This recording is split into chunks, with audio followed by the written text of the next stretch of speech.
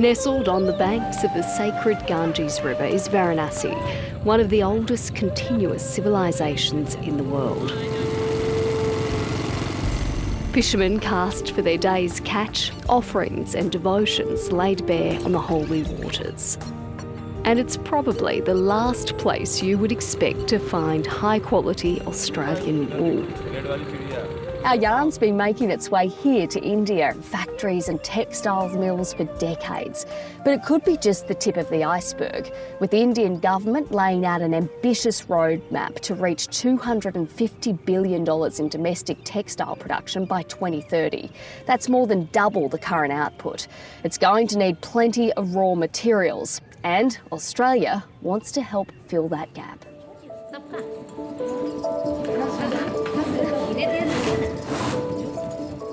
This region is the carpet-making hub of India. Rugs have been made here since the Mughals' rule in the 16th century. As the oldest remaining carpet makers in India, OBT is preserving this ancient craft. 3 Englishmen founded OBT in 1920, bringing together weavers under the banner of a modern company able to provide a global market for their skill. In the delicate process of drying, weaving, washing and refining, their work is mesmerising, with precision and perfection in every step. The skills have been passed down through generations. The value of the rugs lies in these arduous techniques. It's not surprising they grace palaces and mansions around the world. Press? Yeah, press. Yeah. And then move it down. Am I doing it right?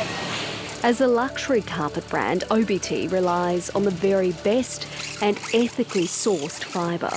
In this case, Australian wool.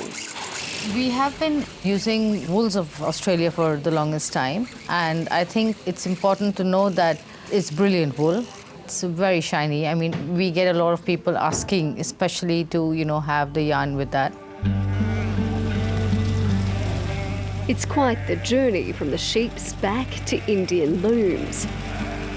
One of OBT's main suppliers is Australian brand Woolmark.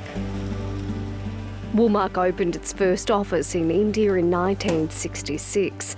Nearly 6 decades later, the fruits of that early investment are paying dividends.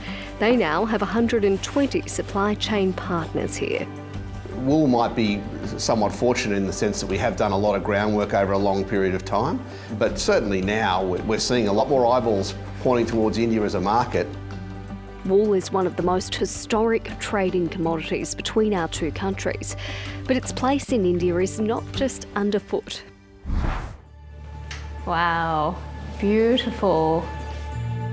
From the old to the new end of town and the coveted world of fashion design. It's just divine. I love the colours. Rahul Mishra is one of India's most famous designers.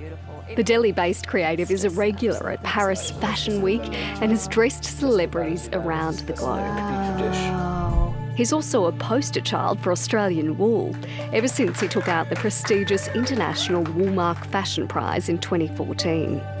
Coveted and extremely competitive, it's an award which has also been won by the likes of Karl Lagerfeld and Yves Saint Laurent.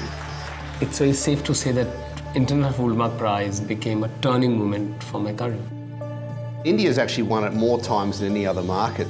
I think the artisan approach that they take to using our fibre and the way they showcase our fibre to the global market is, well, one, it's great for us, but it's also amazing. It allows the global consumer to understand the diversity and the natural benefits of wool.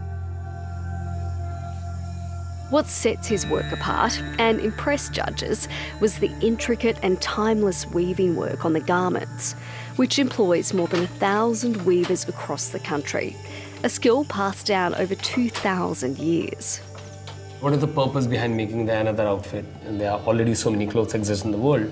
Probably we don't need to make another one. So the purpose defines process. So participation from people who work on that, participation from the farmers. His sense of ethics and social licence extend to the material he sources.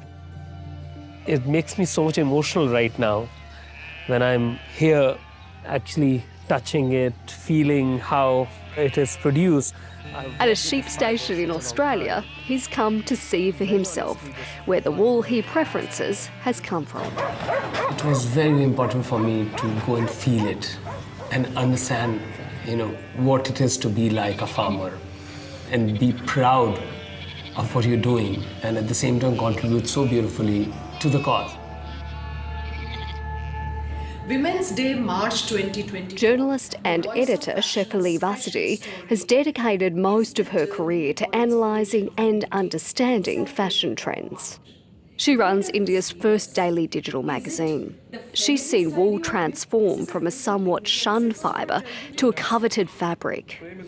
Wool is either winter or summer, but the Indian designers' ingenious contribution here to say we will give you blended garments, including, saris and drapes that are in blended fabrics made by Indian designers. So they are being sold abroad and they hold India in excellent light. Blended woolen, not just fabrics, but stitched silhouettes. I know several designers who do excellent work with wool and wool blends. Here in New Delhi, one of the largest textiles conferences in the world is underway. Spread across an area the size of Grand Central Station, 100,000 people will come through the doors from all over India and the world. Dr. Ramesh Kajoria is chairman of the Woolen Export Promotional Council, which sits under the Ministry of Textiles. He has a leading role in achieving the ambitious textile targets set out by Narendra Modi's government. By 2030, we have to enhance our export of our wool more than threefold. Definitely, it requires more raw material. My wool producers in India can't produce 200 million kilos. At present, we are at 40 million kilo. So definitely, we require the wool from Australia. 1, 2, 3. Australia is more than ready to help reach that target.